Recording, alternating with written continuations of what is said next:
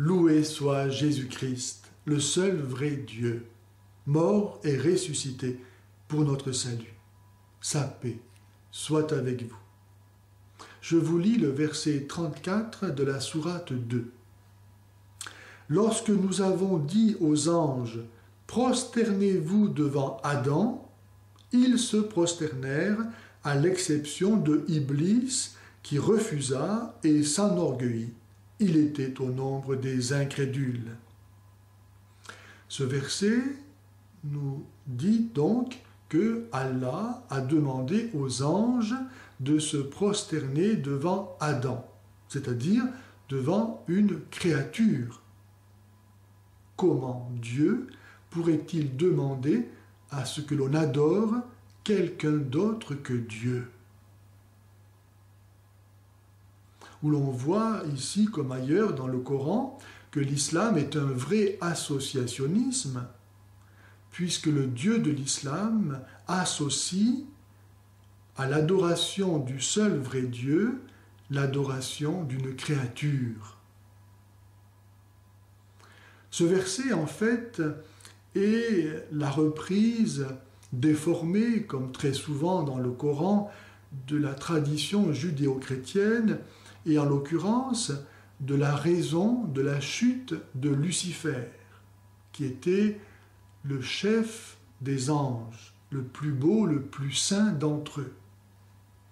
Dans le christianisme, Lucifer est tombé parce qu'il a refusé d'adorer Jésus-Christ, Dieu fait homme, pour racheter les hommes par l'offrande en notre nature humaine de l'expiation du péché dû à la justice divine.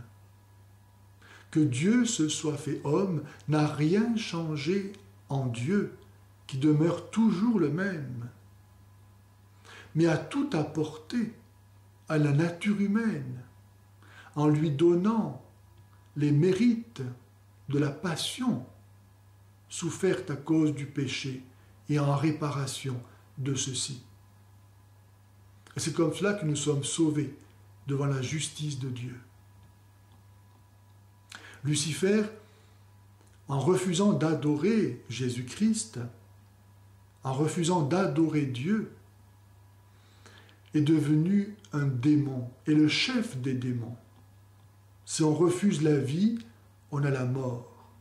Si on refuse la vérité, on devient mensonge. Si on refuse la lumière, on devient ténèbres.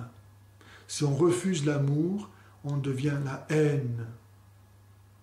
Lucifer, Iblis, a refusé de s'humilier devant une nature inférieure à la sienne, tant il est vrai que la nature humaine est inférieure à la nature angélique. Mais la nature humaine du Christ était celle-là même de Dieu. Et c'est pourquoi ce péché de Lucifer a été si fatal et l'a transformé en Satan. Ce verset nous montre que Dieu a été assez puissant pour introduire dans le texte même du Coran, là comme ailleurs, des contradictions, afin que les esprits qui cherchent vraiment la vérité puissent se rendre compte que l'islam est une fausse religion. Mais encore, ce verset met sous les yeux des musulmans le fait qu'en refusant d'adorer Jésus-Christ, Dieu fait homme, ils sont les imitateurs de Lucifer, de Iblis, et que s'ils ne renoncent pas à ce péché, ils seront comme lui damnés. À bon entendeur, salut. Si les gens savaient qu'ils vont en enfer, ils changeraient de vie.